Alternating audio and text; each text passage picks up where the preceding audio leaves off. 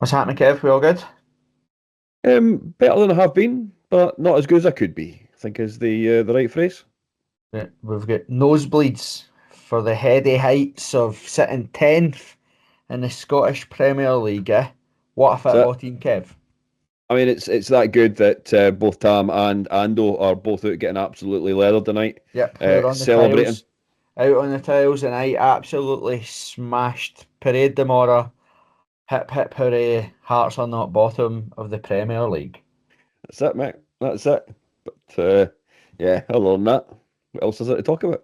Here, I'm not even joking. Thank the fucking Lord we're on the bottom of the league. I have been absolutely.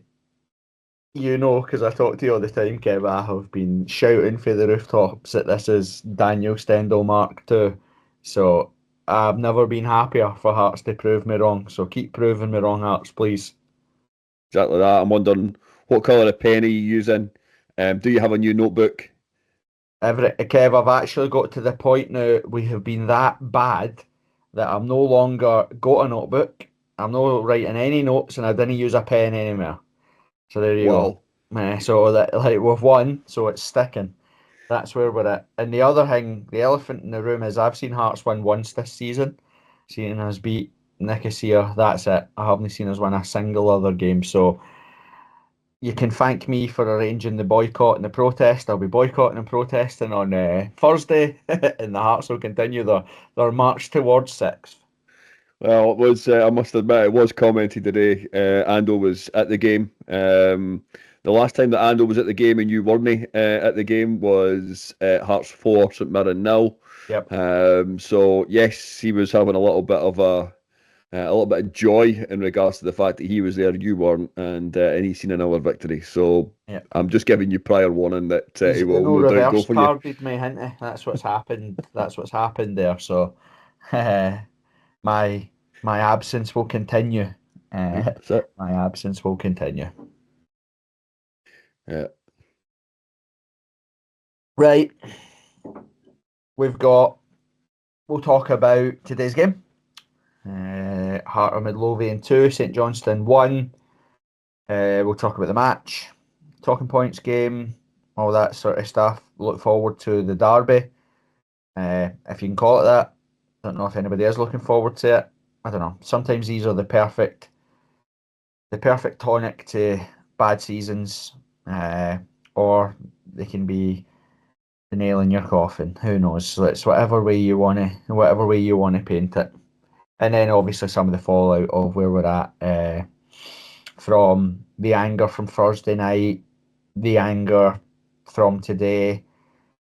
Uh, I'm angry with the Foundation of Hearts email from Jerry Mallon, and I'll touch on that in a minute as well. So lots of things to talk about, Kev. Certainly So, is, mate. Certainly is. how was your dinner? Dinner was good, mate. Was rather tasty. Went for a pork dish, which is not usually my thing. Not gonna lie. Right, what So did you get? Let's even get some sponsorship. What was the gear shout out to the restaurant? for 39 knots in Queensferry, yes, highly recommend. If they do want to sponsor us, then they're more than welcome to get in touch. Email across here somewhere. Yeah, So from yeah, that because I point know of that's view, professional, Kev. I have no idea if we've even got an email. What was the pork dish like? it was like a pork schnitzel, which aye, it's not everybody's cup of tea, but I thought it was a bit different, so I enjoyed that. Don't get in touch, Pier 52 or whatever you're called. I'm not interested in that muck. Get that in a bin. Chicken nuggets Uh, and chips. A man of you wouldn't culture. you wouldn't like it. There was no spaghetti. They had a steak pie on the menu. No, They no, no. also did a Christmas dinner, which we know perfectly well is not up your street. Unacceptable. Yeah, Unacceptable. thought that Henry would be the the Eighth case. died about 600 year ago. Why are we still eating his dinner? Like, get over it, man. Stick a lasagna in the oven. What's wrong with you people, man? Right. Well, there we go. Right. Well, where do you want to start? You want me to talk? Let's before we talk football. Let's talk about some of the fallout from Thursday, Kev. Probably the Obviously, best I thing. solo podied, shouted in the room in the dark by myself. What was your thoughts Thursday and then the aftermath? Um, but my thoughts on Thursday were not that I want to trigger myself again, but I was probably like 99% of the support that was there on Thursday night was so disappointed in a number of different aspects, from the attitude of the players, the fact that we couldn't do the simple things correctly. There was a number of elements. It is in the past. As I said, I don't want to trigger myself and become that guy who is depressed more than actually you are. So from that point of view, I'm going to try and stay slightly positive. But I I'm think not depressed, Kev. I'm happy as a wee pig in shit when I get him on about stuff. that's very true. That is very true. I think, but I think the biggest elements, or I think a number of the elements that are probably the focal point, is the actual aftermath and the fallout of the actual after the game itself. There's a number of things that I think we have got a certain part of the support were happy with that, applauding people, players walking off the park, and I'm like, well, in my opinion, was what are you applauding? What are you actually applauding? They hadn't done everything. They hadn't done what was effectively the objective. The objective was to win the game. They hadn't done that. It's a little bit like, giving your mate a pat in the back because he came in fourth. It wasn't acceptable as far as I was concerned. We're talking about a game of football against a load of minnows. It's the same as the Brora Rangers game. It's the same as Birkirkara. There's a number of different games over the past. Why are you applauding? What was actually there to applaud, in my opinion? And I know a number of people mentioned it, and from that point of view, I know there's been a few arguments and debates, going around in regards to our fan base. Well, I think Wilson. I applauded Wilson. I thought Wilson's a young guy, learning his trade, applying his trade, and did what we asked him when he scored. So I wasn't bothered about clapping him. He got around the applause for me.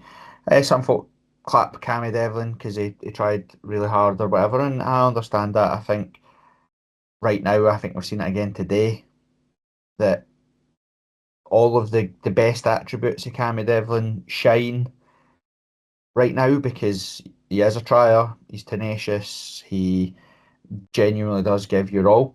I think like with the argument's always been about how limited he is as a footballer. It's never been about him hiding or going into his shell or wherever that is, but it's when we want to kick on, when we want to get to the next level, when we're looking for someone that can drive us forward, create, score a goal, all that stuff that you want from certain types of midfielders.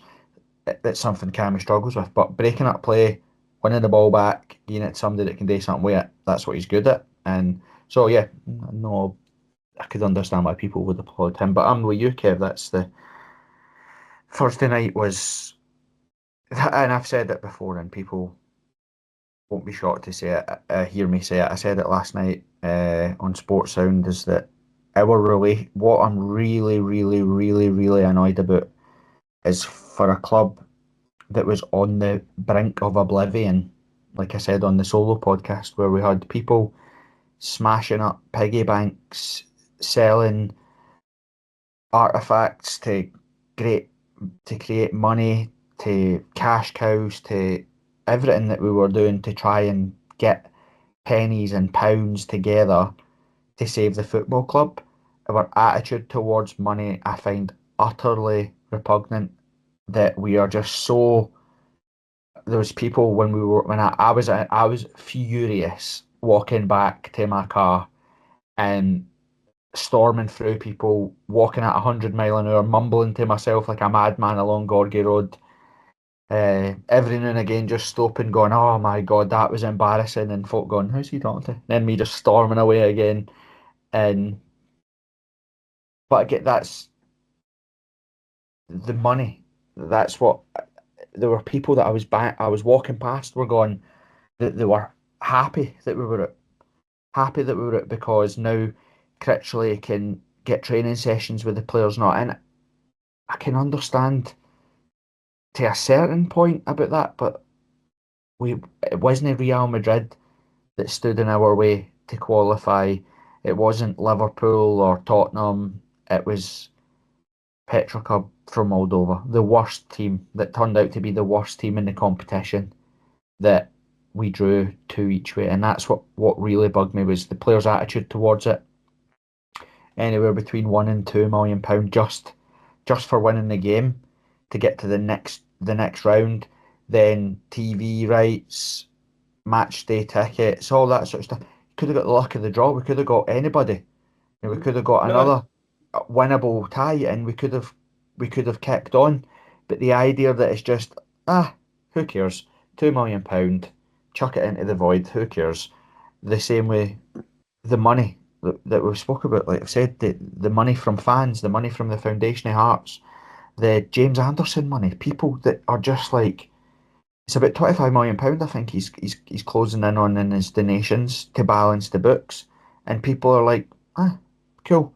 Yeah, we've had 25 million. Couldn't tell you what we spent it on. We've got nothing to show for it. I don't know where it goes, but who cares? It's £25 million. James Anderson geezers it. If there's a black hole in the books, James Anderson chucks his money and we balance the books. We've went from being scared to spend a penny to now we couldn't care less where we chuck money. And that's what I think that was what has now disgusted me the most about all of it, away from the performance, away from the minnows, is just how have we got to this point where suddenly we're happy to justify a ridiculous amount of money just walking out the door. aye.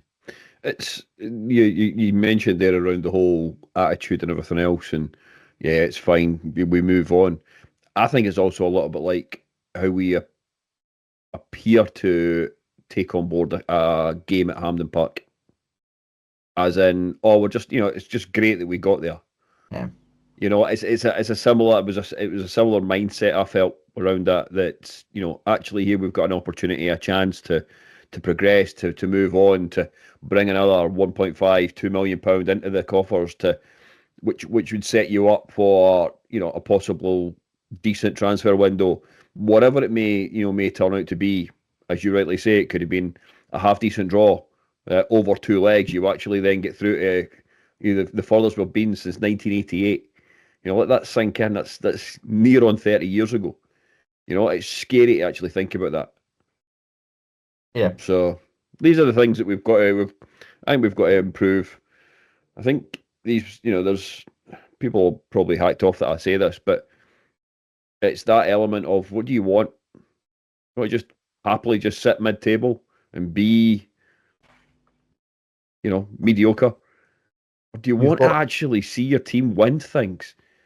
We're talking what 12 years. We're allowed to be ambitious, Kev. Of course we are. That's what the problem is. That's what we have right now. You're allowed to be ambitious. You're also allowed to say that Anbudge saved the club and that Anbudge has done great stuff behind the scenes. You're allowed to say all of that, but you're also allowed to say that we have wasted a ridiculous amount of money for not a lot to show for it. We're allowed to say that Anbudge's brother went for taking out ads in the Daily Sport saying joiner for sale to now he's got a multi-million-pound business with fancy showrooms or whatever because we're chucking him multi-million-pound contracts that we aren't tendering to anybody else.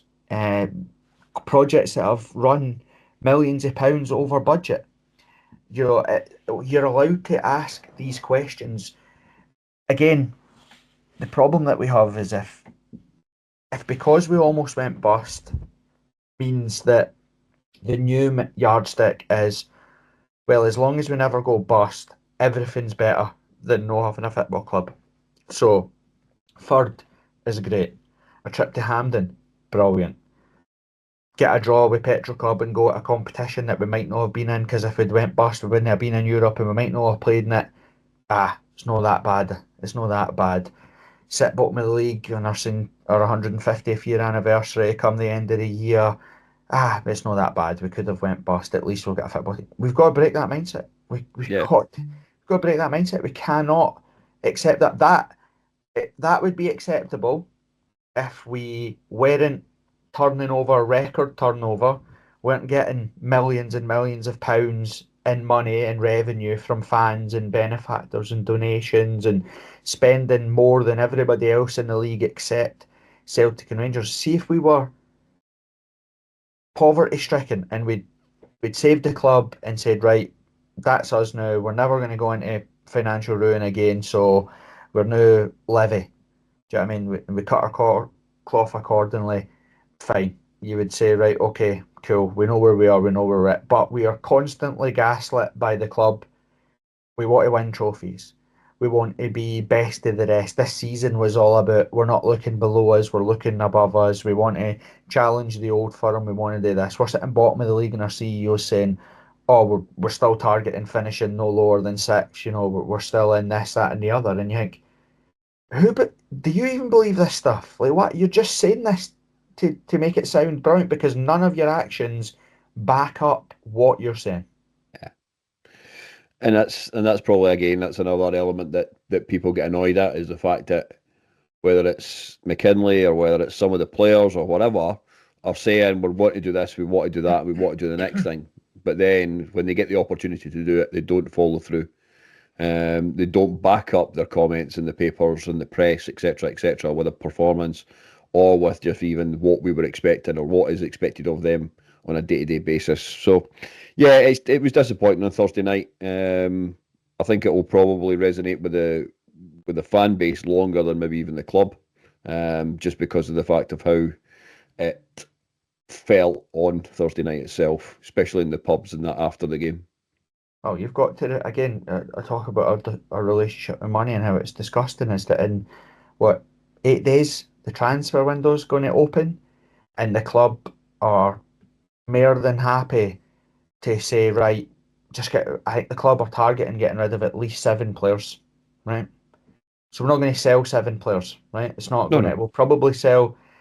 I think it's starting to come to light now that Kairos has got some family stuff happening in Australia where I think he would quite like to be closer to home and get home. So I think the club will sell Kairos in the January transfer window to get him home to be closer to his family. But you're looking at Boyce leaving for free or being paid off. You're probably looking at Mackay leaving for free or being paid off. Uh, Maybe George Grant as well. You're looking at all these people that we've gave contract extensions to. We've supported Liam Boyce through all of his mentality monster gym sessions, blah blah blah, and got absolutely nothing back from him. And it's like, oh, fine, don't worry about it. We're just going to spend money in January and bring in the next round of players. And I think that's what's different now. The anger with the fans is that we've been through this cycle Too so many many times. times. We can't keep shedding the skin and keeping the head of the snake there. We can't keep doing the same thing. We can't just keep every 18 months, cool, shed the skin, new coaches, new first team coach, new players, new CEO, new sporting director, cool. 18 months later, right, cool, get it. New coach, new players, new CEO, new sporting director. But we can't keep doing it. There is one common denominator that is there, that is overseen every single high and every single low. We said when Hearts finished third last season that short term success for Hearts is narrowing the gap between the highs and the lows. If our worst seasons become seasons where we finish fourth, that's a success. But again, we are now in our second relegation dogfight in 6 years. And that's what the anger is. It's nothing to do with Anne Budge or not acknowledging the fact that she saved the club or not acknowledging the good stuff that she's clearly done at the football club. It is anger at that we always come back to this point. Our MO of the football club has remained the same. Inexperienced manager that has no knowledge of either management or the Scottish game, given a choice or a chance, and it works out or it doesn't. And then we start again and we do it again. When there's more glaringly obvious experienced options that can be considered that are ignored to try again with something that has failed to make us consistently the third best team in Scotland. Because my argument, Kev, even would be that given the money that we spend, the money that we have, the fan base, the resources, the season ticket sales, third is what we should be doing. Aye. It's not even it's not an achievement. It's what we should be doing. Let's be honest. Who are we competing with? Aberdeen, Ibby. You know, the rest of the league don't have anywhere near the money or resources that we have. Finishing third is about the bare minimum that we should be doing, given what we've spent, what we do spend, and the size of the football club. Now, you have to go earn the right to do that, and I get that. But this whole like put the Gallaudet bunt in it because we've finished third. We've got to break that mentality. We've got to break that mentality. We want to be a big side. Well, Actor. where we finish is where we should be finishing. Let's be honest. Yep. Yep. Can't disagree with that. So that takes us to my last thing. The anger, like you said. I think Thursday there was fits of anger, but I think the vast majority of people that left the stadium on Thursday were shocked or just complete apathy of what had happened. Probably shocked that they weren't shocked that we'd went out.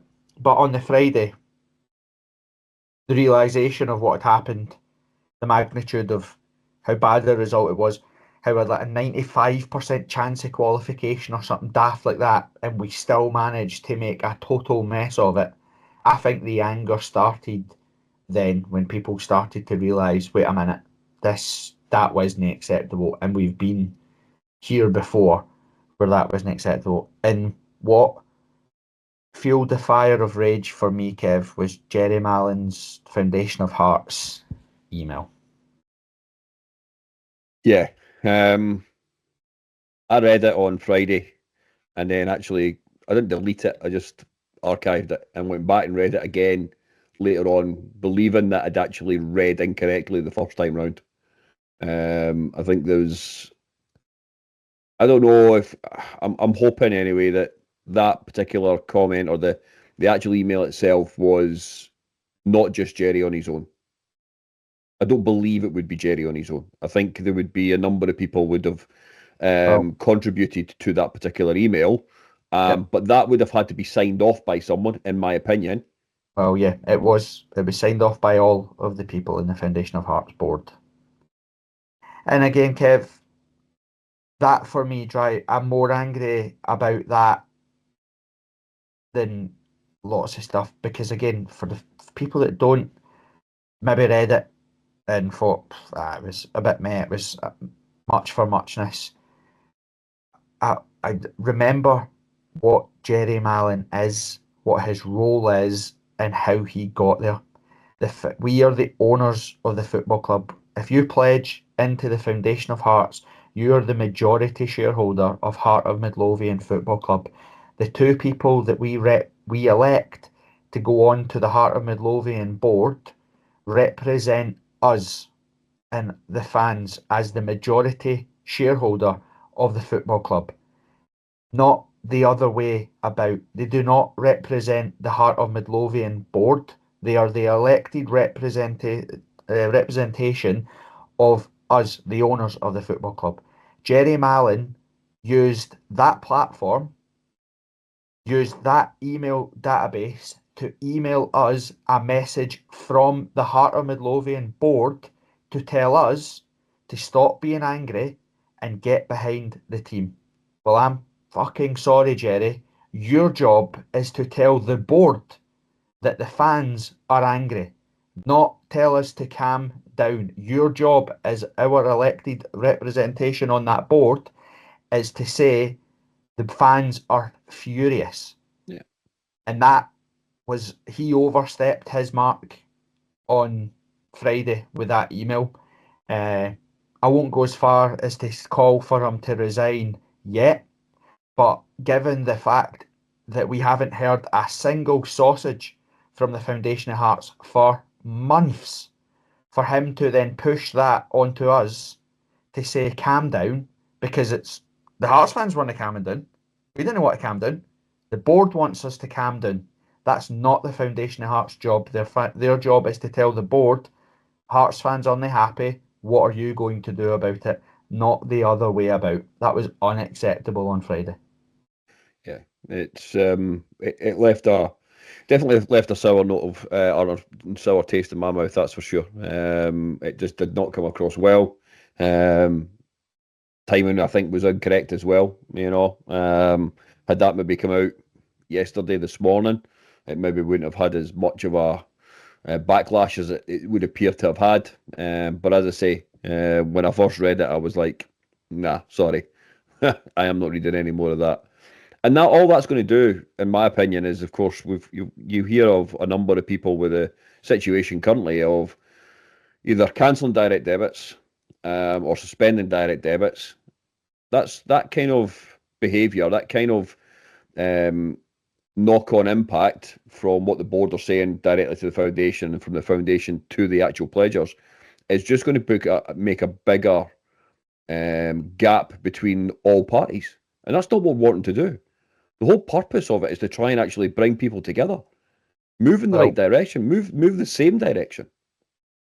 Yeah, but one of the problems that we have is that they don't speak to us. We never hear anything from the Foundation Hearts. We've had all the people that were going, all the candidates that wanted elected onto the FOH board. We've had all of them on here and spoke to them. To a man, every single one of them said communication isn't good enough, needs to be better. Go through your inbox, go through your junk mail, whatever it is, and type in Foundation Hearts and read how many letters are on there where they have explained to you anything about what's happening. Where's the money going? What's the mood of the club? How are the Foundation Hearts feeling right now about what's going on? What are they doing about numbers? What are they doing about all that? There's nothing. Not a sausage. But yet, somebody is shouting at Anne Budge at full time in the director's box, and then suddenly the next again day we get an email from Jerry to say, everybody calm down, be united, back the players, back the board, we'll get this sorted. I'm sorry. That is unacceptable. And that is why, Kev, the Foundation of Hearts is dying on its arse. What, pledgers are down to 8,600 or something like that and dropping. There are no young people pledging. Nobody's engaged with that. Let's not forget that when we sit and record this now, the big campaign from the Foundation of Hearts this year is changing the name from pledger to owner and bringing in 16,000 pledgers is what the big mission statement for the Foundation of Hearts is this year. What, 40 people showed up to their AGM? 1,300 people voted on the resolutions. This is dying. It's dying on its arse. And guys like Jerry that are protecting their position on the Hearts board rather than their position with the Hearts fans is a massive, massive, massive red flag as to where we're at with all of this sort of stuff. Now, there was a way to do it. If Jerry had sent that email to say, listen, pledgers, we are furious or we're really, really disappointed with last night's results. We are we're unhappy with how the team is performing on the park. We have asked the board, the football department, for conversations this week because we want reassurances that this is going to be fixed, that there are plans in place to make sure that we are safeguarding against relegation. What's the plan for relegation, given that we have just posted a loss as a club in the last AGM, that we have got record staff costs? What is the plan if we do go down? We need a contingency now so we're not cut out. So we have asked the club to answer those questions. We'll report back. In the meantime, we call for unity. Let's just give us the opportunity to go speak to the club, get some answers, we'll report back, and then we'll decide how the mood should be. There was a way to do it, not to say, oh yeah, we're disappointed, but everybody back the club, back the board, blah blah. It was not on. So they'll take I hope they take a very long, hard look at themselves in the mirror and remember what their role is. Remember who they represent. They represent the fans. If the fans want tears and snotters, unfortunately, as much as it makes Jerry or whoever it is uncomfortable, your position is to represent that to the board, not represent the board to us. So that needs fixed. Right. Want to talk about some positive stuff, Kev? So we've got positive stuff. James Wilson signed an extension of his contract. Indeed. which I think was I think you watch his performance on Thursday night. Youngest guy to score in the Conference League, I think, is the statement that came out on Friday, maybe Saturday. So youngest player to do that. Somebody else, no doubt, in years to come will come along and beat that. But to be 17 years of age and whatever amount of days and score you for your boy town, your boyhood heroes in a European game is huge for him. And then for him to get an extension to his existing contract, I think it's shown positive elements. Let's put it that way. And he does wear his heart on his sleeve. I quite like him. Still got a lot to learn. He's not even close to being a finished article. Of course he's not, but it's just about managing him in the right way, I think, is the next stage. Did they reveal that because he played on Thursday that he triggered the clause in his contract? Did he play enough games to get a new contract? I don't believe that was really raised as such from the actual statement that was put out by the club. Yeah, well, it was. It was because he played enough games that triggered this contract extension, not because we decided that he was good enough and wanted to tie him down long term, not to be the human rain cloud that I am. But yeah, Love it. I really like James Wilson too.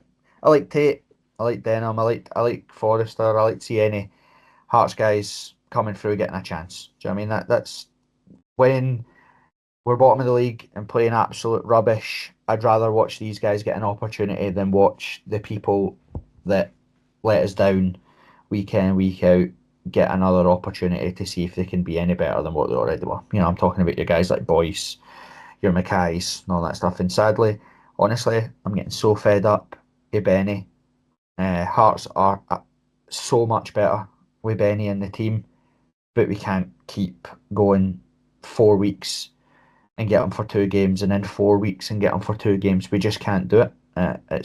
We just need to move on and start try to figure out how we live without him being there. Because we are just so much better when he plays. But like I said, you can't rely on him. It's a bit like Halkett as well. I joked with Laurie for Hearts TV on before the game on Thursday night. I think he'd said they wouldn't risk Halkett in the game on Thursday night because he says what will happen is he'll get injured and we'll end up with Ogie and Forrester as centre half and right back for St Johnstone and Hibs, and that's what's happened. Yeah, he won't play. He won't play in the derby. Halkett either. Benny's been almost there. He's in the squad today, but just never made it. But he won't play. He won't play against Hibs either. No, I don't suspect so. Yeah, if he might, as you rightly say, he might get a space on the bench. Would you expect to see him come on? I think the only way he comes on is if we're actually winning and maybe trying to hold on to something. But as you rightly said, and I think a number of people are probably in the same frame of mind as they don't really see a victory. I know we won today, but I don't think a lot of people see a victory coming on Thursday just because of the past sort of 3 or 4 weeks. Well, we'll have that nonsense chat later. Great. But back to James Wilson. Yeah, took his goal brilliant on Thursday. Played well today. Unlucky to be chopped off again.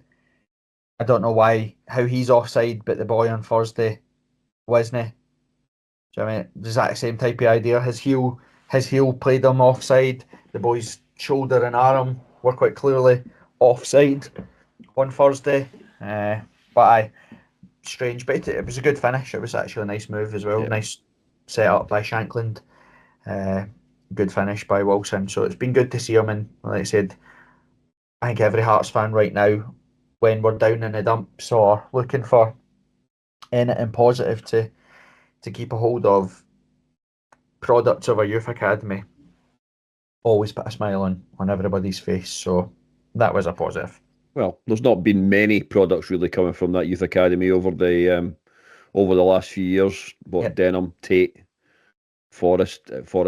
There's probably only ones alongside Wilson that have actually came through the academy in any great term. But let's just let's be positive. Let's believe that the more exposure to the first team, the more training alongside others who are, let's class them as proper pros, can only benefit them, and that's what you've got to look for. Yeah. Right, more positive. So like I said, Hearts 2, St Johnstone 1. 3 points, moves us up to 10th. A win on Thursday could potentially have us as high as what? 7th, I think, Aye, depending on our 7th. results. Aye. Again, we've been saying this for loads and loads of times. We're actually only 10 points off 4th, which is absolutely bananas. But yeah, so winning, if we beat Hibs, it'll be the first time we've won back-to-back league games under Neil Critchley, so hopefully they're something that we can do. Positives, Kev, and again, I couldn't believe it on Thursday, but it was more set home today is how Spittle never started the game on Thursday, because the relationship between Spittle and Penrice has probably been the only shining light of the season, considering James Penrice gives away a penalty every game. Every game. James Penrice has been the best player, shortly followed by Spittle, and again, it's no surprise to see both of them on the score sheet, but both of them heavily involved today. Yeah, I said this to my dad. He messaged me after the game tonight. He'd watched it over in Vancouver, and he said that they were these two standout players. They've started to develop a really good sort of telepathic, to an extent, sort of relationship or connection between the two of them. There was 2 or 3 times today, especially in the first half, where Spittle didn't even have to look. He knew perfectly well the run that Penrice was going to make. I don't think anybody would have, even Penrice himself, probably doesn't actually expect that he would make the run that he made for his goal. That was in my opinion, it was quite an unusual run for him to make that sort of diagonal run to the front post. But he's got on the end of what wasn't really a great cross, in my opinion. But he's got on the end of it, and yeah, he's put it past the keeper really, really well. So from that point of view, I think that's definitely the plus point of the season so far is that sort of relationship that they've built. Mate, come on. That was an unbelievable ball in for Forrester. I don't think it's a bouncing ball on a half volley. That's why I'm saying I don't think he meant it. I don't think that was an actual. I think he was just, I'll get this into the mixer. It was one of them rather than actually, I know what I'm actually doing here. I'm giving him the benefit of the doubt. I thought it was a brilliant ball in. And what a header as well. But I'm a horrible bastard, so. That's true. You're off with sticky toffee pudding and schnitzel or whatever it is. Aye, exactly, mate. But yeah, I thought that relationship's been a bright spark. It's brilliant, like you said. Spittle is starting to pick him out without even having to find him. And again, Penrice is, again, it's with the Foresters looking as how he can grow in to the team and establish himself in that role and get into the byline. It's no rocket science, right? Football has been played for centuries. It's not rocket science that you create chances and score goals when your left back, right back, or wingers get to the byline. It causes teams nothing but problems, and that's what Penrice is really, really good at. Is he always, always, always chases to the byline. He always tries to get there. It makes defenders. I've said it 1,000 times before. Watch our defenders. Watch Rowles, Kent, Halkett. They hate running back towards their own goal. They have to face the play, but they have to run back. They have to try and stay in line, and they have to get their distances. It's hard. It's hard to do that. So that's why it's important to always try and get wide and get to the byline, because it causes teams problems, and they have to do stuff, whether it be last ditch defending, little headers away, winning corners, winning free kicks, winning throw-ins in dangerous positions, or getting turnovers, which is exactly what happened. Penrice starts the move by trying to get to the byline.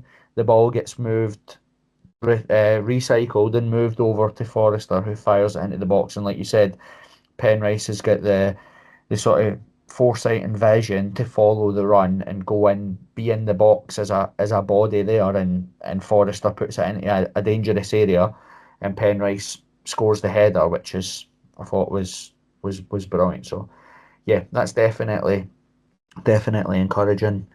the first half, I thought, again, said it before, when we start taking chances, someone's going to get battered.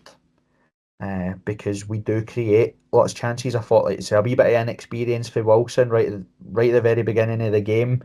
He tries to go round the keeper when actually I think he could probably dink him. Yep. The ball's bouncing, it's on the half volley. He also, I think, as soon as he goes round the keeper, I think he's in two minds. I don't think he's shooting it. It's like a half shot, half cross cutback type thing, isn't it? And I don't think he's the strongest on his left foot neither. Aye. So he with the keeper coming out, going round him, I think he was just a little bit off balance. Didn't feel that he was comfortable, and his left is maybe, just even putting it goalward. You would then hope somebody like Musa, somebody else would be running into, effectively just get it over the line more than anything else. But yeah, little, as you rightly say, inexperience. But as we said earlier on, that's what he'll start to learn that from others round about him as he moves, through his career. I like actually you didn't really see it, but in the build up to the they get a free kick for obviously Musa trying to thing it in, but Shankland was in his ear, Wilson's ear, just a wee bit, giving him some advice and stuff. And it's that, like you said, as soon as he goes around the keeper, he's obviously not confident or comfortable in his left. But again, just be a wee bit more selfish. I think he could have dinked him, but if he does go around the keeper, then just smash it goalwards. Like, do you know what I mean? Try and score rather than try to pick a teammate out type thing. You've done the hard work. So, but that was good. Again, Musa's weird. I know that people are excited about him because he scored a couple of goals or whatever, but he's raw. That's what I'll say.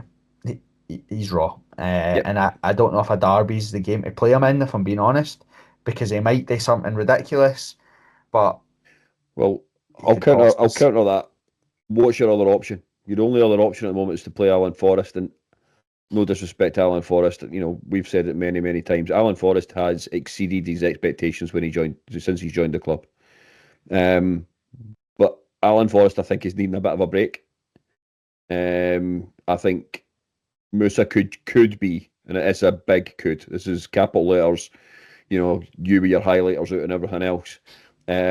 Could be a bit of a maverick of a football player, and something that personally I'm not entirely sure is a bad thing given the current circumstances. I think that the problem that I have with Musa being there, Vargas could probably play there, right? And Vargas and Forrest are the equal in effectiveness as it stands right this very second.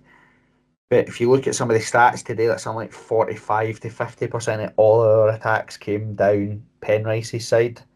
So, if you're looking at your Hibs, you're saying, right, shut down Penrice and Spittle, and, you've effectively stopped most of our dangerous play because Forrester can't go as far forward as what I've just said there because he's got Musa in front of him.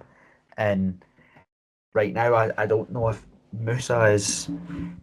I don't know if he's tactically aware enough to play those positions. Like, he's a maverick. He's definitely raw, and there's some good things about his game.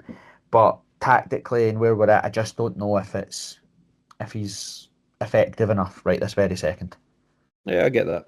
I get that. As I say, the other thing, and I doubt, I've just said about Halkett, if you were to play Ogie at right back, for whatever reason, big, strong, powerful guy, but doesn't want to actually put the ball past somebody and beat him. He reminds me a little bit like Toby Sibbick at times, in regards to the way in which he plays. I just wish he had a wee bit more confidence in himself, and we actually seen what must be a talent there. You don't go and play at the kind of levels he has played. Appreciate last year he was at Bradford, should I say? But he came from Brentford. He's been at Arsenal. He must be a football player in there somewhere. I just think he needs to show it a bit more often. I think defensively, I think he's worried about going forward because of who's in front of him.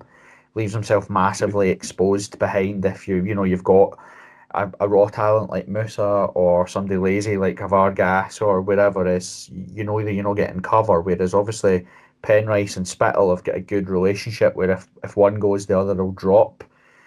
Do you know what I mean? So yeah, it's a stranger. I don't know what we'll do. I don't know what we'll do on Thursday versus Hibs because they don't look great defensively either.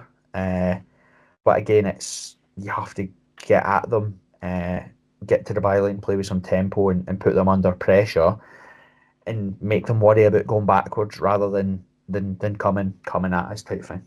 Yeah, because But they're scoring goals. That's the other yeah, thing you've got to remember. So that's and we that can't could keep a fucking clean sheet. no, we certainly cannot. We certainly cannot. Not when we've got Penrice scoring goals and giving penalties away. Every week. Cool. So I think the first half, Kev, it was all Hearts. Like I think it was, although again, with clear cut chances and maybe at a premium, but we're getting there or thereabouts. And I think be daft for people not to accept or see that it was a pretty. We looked very nervy. Obviously, the players are very much aware of the situation that they're in. So I thought the first half they handled it pretty well, to be honest. Yeah, I think it was, as you rightly say, both teams were nervy, in all honesty. I think in the first half, I think what you found was the way in which the tempo that we had set quite quickly and quite early on, especially in that left-hand side, as we just mentioned, between Penrice and Spittle, um, probably meant that they could actually be a bit more relaxed rather than being pretty tense. I thought that St Johnstone as a team, they looked very unorganised at times, but very, very sort of. I don't want to say boring. Boring sounds really, but they just wanted to make sure that the ball was never going to go real forward. A little bit like where we've seen ourselves in the last sort of 3 or 4 weeks with some of our games. It was quite obvious to see that they were in the same situation that we were in against probably Kilmarnock and previous games to that against maybe slightly better teams. But yeah, I think the first half there was only one team in it. I don't think Gordon even had a save to make in the first half. Yep. So yeah, nervy, but I thought we controlled it, played well. Loads of positives. Gutted for Wilson not to get his goal, but yeah, positives there. And then obviously because it's Hearts and because of where we're at, we obviously have to make life difficult for ourselves. And I don't know if Penrice has got a bet on with his mates or whatever to see how many penalties he can give away in the space of 10 days. But he gave away his third penalty in 3 games. I think this one's harsh, to be honest. I also said that again, just talking about the game after. I didn't think he made what you would class as made himself bigger. I don't think you would class that he's directed the ball intentionally. There's no, the St Johnstone guy gets a nick on the actual cross that comes in, and it just bounces up and hits him in the arm. That's clear as day, right? But I don't think it was a penalty. The other thing that you've got to call out is the fact that Beaton seen that. Beaton seen that, and he said carry on. Yeah. So there is no clear and obvious error. That's what VAR is there for clear and obvious errors. I don't think that was a clear and obvious error. However, like we've seen on a number of occasions, they're quite happy to get, to go to the screen and make a decision. And it's an easy option. I think it was maybe. I think that the St Johnstone guys there, and the argument will always be if it doesn't hit Penrice's hand or arm, or the in St Johnstone in for an opportunity. So I can kind of see it in that point. But again, I go back to game one the season where I said, fine, I'm happy if that's a handball rule now, and you're not going to get penalties for the ball being hit off you from close range, or if you're as long as you're in a natural position, you're not going to get it against you, then fine. But yeah, that was a natural position today. It's not a deliberate handball. And Thursday as well. What's he supposed to do on Thursday? Yep. What is he supposed to do on Thursday? Do you know what I mean? Like, how is that a handball given the proximity, the player, the pace and the shot, all that sort of stuff. I just think they're just things that didn't go our way. And then, to be honest with you, Kev, too, the anger and CV Thursday, everybody being so furious. It is a stonewall penalty on Spittle too on Thursday night. I have no idea how that is missed. I know that we go on to score in the next couple of passages of play or whatever, but still, I was an absolute stonewall penalty. Like crazy. Stupid. But again, it comes back to what we've said before about that. There's so many occasions where linesmen, referees do not actually officiate the match because they know they've got a safety net. And that, as I say, that's where, the original stories or the original conversation around VAR way back at the beginning was that the referee was still there to referee a match, not let somebody else sitting 45 miles away watching it on the TV. Christ, you and I could do that for our bedrooms, you know what I mean? Yeah. And in the interest of fairness, we'd be screaming for a penalty in that situation. 100%. Obviously, we would. Yeah, but that makes no difference. We didn't get any penalties. I know. Well, we still only had one penalty this season. No penalties in the league, one penalty all season, and that was, of course, in Bruges. Yeah. Well, so obviously, credit where credit's due. You got a goal. They pull a goal back to make it 1-1. And I thought the players reacted well. I think from there on in, the game got very scrappy. We had our own few hairy moments at the back where we just looked nervous again, like really panicky. But it's an unbelievable finish for Spittle, isn't it? It is. The fact that he's watched it come out of the sky and kept it low, he's kept control of the ball. That is actually a very, very difficult thing to do. And not only has he kept it low, he's put so much power in it that it's past the goalkeeper and in the back of the net before the keeper can actually really make any movement to the ball itself. It was a great finish. Yep. And listen, we have to. It is really starting to wind me up. I know we laugh and joke about it here and reset the corner count and all that stuff, but our set plays and our balls into the box are awful. It is horrendous how bad we are. Now, given, and I know that their levels above where we are, but Arsenal look like they're going to score from they're almost celebrating a goal every time they get a corner because they're working on things. They're using it as an opportunity to score. We do the same thing, which is just chuck it into the mixer. We're not trying. That's what bugs me the most. Even boys football, you try and find someone's head, try and put it on somebody's head. We're just aimlessly crossing into an area and hoping that people are there, and we're doing it on repeat, and it's really starting to bug me. Well, what I will say is Spittle's corners. If Spittle has 10 corners over X amount of games, 6 or 7 of those particular corners will be whipped in.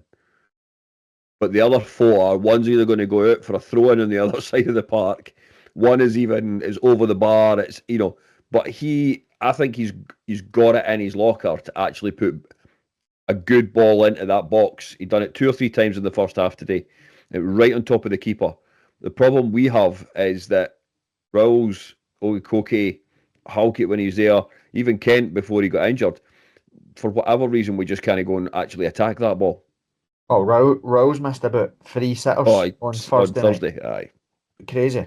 But again, it's that doing the same thing on repeat. Like, it was, I think that Joe Sked and Heart Standard had highlighted it on Sunday away at Kilmarnock, how ridiculously unsuccessful we were with just firing aimless balls into the box, not finding anybody in maroon. It's like a default position. I don't know if it's a nervousness or whatever it is, but they just fire it in to space. There's nobody there. Like, they didn't. What was bugging me on Thursday too was it was like we're playing neat passages of play with Shankland and then crossing the ball, and I'm like, who just laid you the ball off? The only person that was ever going to be in the box. So who are you crossing the ball to? Do you know what I mean? Like, you're just giving them the ball back, and we did it. We dinks into the box on repeat on Thursday night, and it was like, the other thing that was really annoying me on Thursday, just not got back to that, was that their keeper was flapping at absolutely everything, and we couldn't put him under any sort of pressure Pressure. whatsoever. It was crazy. And today, yeah, we've recycled the ball in second phase or whatever. Spittles scored a brilliant goal from it, but the first corner is abysmal. Yeah, Um, it's definitely one thing they need to work on. Work work on shooting, work on how to actually make a forward pass, work on our corners, and maybe work on free kicks. And then we need to work on how we defend better at corners and at free kicks. And when the well, ball we're goes out of over the Europe top, now, Kev, so we've got so plenty of time. hundreds of training Honours. time. But again, even like see the Vargas thing too. It's another thing that's bugging me. We've seen it in Bruges with Vargas where he's got an opportunity to shoot and he wants to cut back. He wants to beat a player. He wants to go on his different foot or whatever. Even the keeper's made an unbelievable save right at the end, but actually he had an opportunity to shoot way before he got that shot away. He's cut back into traffic and then had to try and dig out a harder finish than the one he had to begin with. Don't know if it's just inexperience or lack of experience, but it keeps every time I watch it. James, the one we talked about at the start, the James Wilson chance, right? The one that we say we should have dinked the keeper. Everybody will just forget about it and ignore it because it was Fat Shanklin that wants away in this window. But that was Shanklin that played him through one on one with the goalkeeper. It was Shanklin that set up Vargas. They don't set him up. He's and again I think the stats said that Spittle or Penrice had the most forward passes in the final third for Hearts today or whatever outside of Lon Shanklin. Lon Shanklin had the most forward passes on the whole on the park of both teams today. Because again, it's that thing where he's setting up the play, he's linking the play, he's getting people in behind, and he gets zero service. None, no one can do that for him. Yeah, I mean the layback, the layoff he had for Wilson's goal Yep. that was disallowed was great as well. And that's you look at the Kilmarnock game last Sunday where we didn't have Shankland, and you look at how bad we were because there was nobody to link up. There was none of that, and that's I think you said it last week in the pod, is that's the worrying thing that when you lose Lawrence Shankland, then all of a sudden you lose that connection between everybody and that front line and giving you making chances. Yep. So it's one of those things that you're going to have to actually consider. And you're hoping that Wilson and Vargas can start learning a bit from Shanklin because if either of the two of them can get clinical, they'll score goals because Vargas has had plenty of opportunities this season. Yeah, He just can't find the net. And same with Wilson too. If he's going to continually play, he's going to get chances. And you just need that sort of experience, wee bit of coolness in front of goal, and they'll start to score. Because like I said right at the very start, we're creating chances. Someone is going to get battered. My only worry is that we look like we could get battered ourselves as well. So I think overall, Kev, you can't grumble from where we've been to where we are. I think you just said it there. And what Critchley's 10 games in charge, I think would be sitting in the form table. I think only Rangers, Celtic, and did you say St Mirren have St taken more Mirren. points than Hearts? Yeah, we've taken 14 points in those games, which is surprising. Given the doom and gloom that it feels, but that just shows you how bad all the other teams are in and around where we sit at this moment in time. And it just So it even shows your neighbours, they won two games on the bounce and they've pulled themselves away out, and that's what Hearts are. Is we keep taking a step forward and a step back and a step forward, and we can kick on now. We've got Hibs at home, Ross County away, then Motherwell at home again. We've got an opportunity to try and put points on the board. Hard fought victories are brilliant for confidence. I think you get more confidence from games like today than you would if we'd went and won comfortably. Because we had to dig in that sort of we had to show a bit of metal, a bit of steel to get the points. That helps. That helps build confidence. So yeah, positive and about time to be honest with you. About Yep. time we got something back because we've been rotten all season. Yep. There's any other way of looking at it. It's not been the results have not been what we expected. If you go back and listen to the pods that we done just before even the season started or after the first couple of games, we're definitely a lot more buoyant than we are at the moment. Yeah, true. Anything else, Kev? Anything else that we... No, I think there's nothing else. As I say, after the second goal, we made a number of substitutions that took the whole sting out of the game, as did they.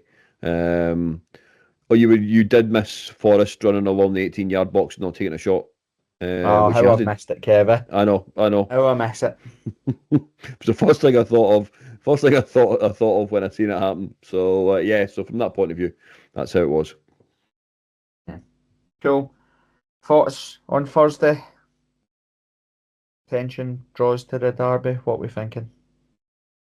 There's, let's be honest. There's a number of different possibilities on Thursday.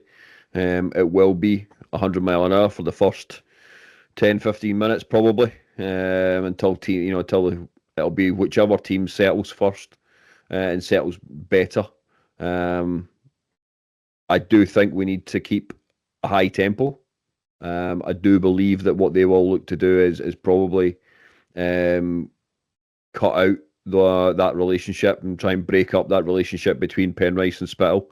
That'll probably be their way of nullifying our forward threat. Let's put it that way. But what you've got to remember is we do have a striker in our team who can quite easily get in and about, and some of the goals he has scored against Hibs have been memorable to say the least. Yeah. And the thing is, you just never know what you're going to get on a derby day. I hope that guys who are at the club at the moment, Liam Fox, for example, I feel this week he has got a massive responsibility on him to explain what this game actually means to Critchley and the team that he has brought in. There's players there that have played in this game and need to make others who maybe haven't either experienced it, Musa for example, have to actually show them, look, this is important. You get yourself in the right frame of mind for this game, because this is the one that means more than any other. And that's another mindset that we need to stop. Do you know what I mean? We do want to win this game, of course we do. But there's other games that we need to win.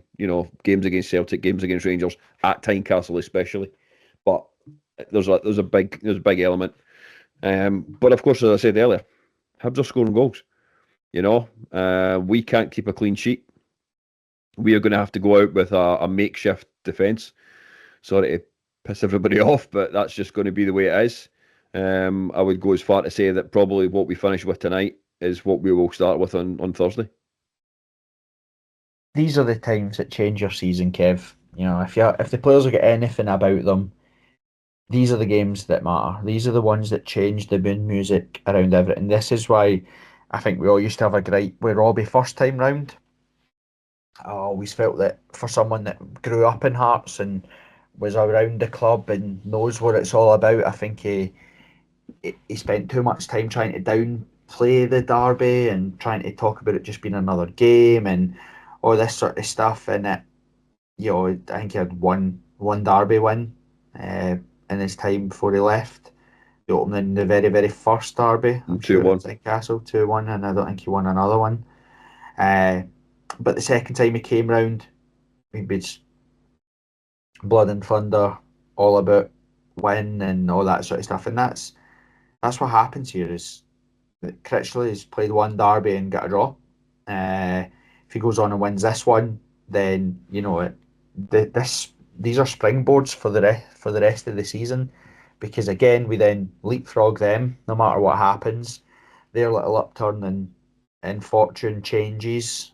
The Holy Tynecastle singing Merry Christmas, all that sort of stuff. That's what it's all about, and the players owe it to the fans. I think that we've back the players take it for granted, whether they do it deliberately or not.